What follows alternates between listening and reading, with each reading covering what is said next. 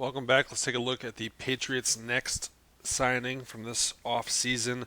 Quarterback Brian Hoyer, who always remember as the guy that, as Brady went out, Hoyer came in. The 34-year-old, 35, in October of this year, rejoined the Patriots for his third stint with the team. He's a career 16 and 22, little under 60% completion percentage. Played it for 2 games last year. With Indy, the first game against Pittsburgh, a relief appearance when Jacoby Brissett went out in the second quarter. Came in, played well, 65% completion percentage, a little over 150 yards, 3 touchdowns, 1 interception. Good day at the office, a couple picks, but comeback win against a Pittsburgh team that had some up and down days for them. Pittsburgh, I believe, at that point was kind of still down. They hadn't made their push yet, so played well against them. The following week against Miami, got the full start in Indy. He was without T.Y. Hilton and Paris Campbell that day, so was stuck throwing to Eric Ebron and Jack Doyle. Just not an efficient way to move the ball down the field. 18 for 39, less than 50% completion percentage, 3 picks. I mean, it's just not pretty. And Brissett came back the next week, didn't play well, but was enough to be better than Hoyer. Hoyer's a 6'2", 216. Let's compare him to 2 other guys that you'll know, 6'3", 215 for Jarrett Stidham, and 6'4", 225. When I think of Hoyer, to me, he's a typical Michigan State quarterback. Good, solid, he can win you games, not going to launch it down the field, not going to overpower you, but probably will play well. I guess the thing that I keep forgetting, he is 34, will be 35. He's not a spring chicken. In my head, he's still 30, 31, and I think if you were getting Hoyer a couple of years ago, yeah, he is that guy. He could push Stidham to possibly start the year as the starting quarterback for the New England Patriots, but at this point, most likely not. And we'll take a look in a second at some of the reasons why. One of them for me, and this is from Warren Sharp's site, is just the ability to throw the ball down the field. So on the left, you'll see his passer rating, 15 yards and under, and then 15 yards and above.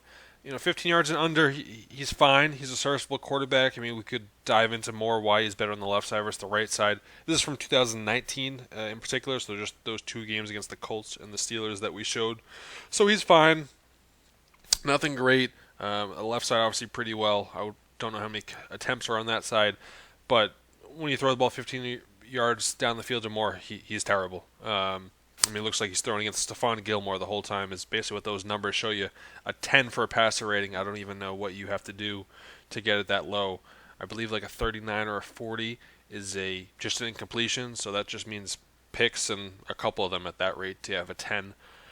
And on the right side, you see completion percentage, 2019.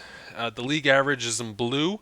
It's that blue dotted line. Tom Brady is in green, and then Hoyer's in red. And obviously Brady wasn't the best as well, below league average, but Hoyer's not good.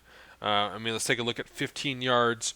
Hoyer's about 38, 37% probably, versus Brady's at 50, and the league average is about 55. So, 35% of the passes over 15 yards, 15% difference between Brady, and even the ones shorter than that, he's not good. Well below the league average, but stays well below the league average the whole time and drops off pretty significantly.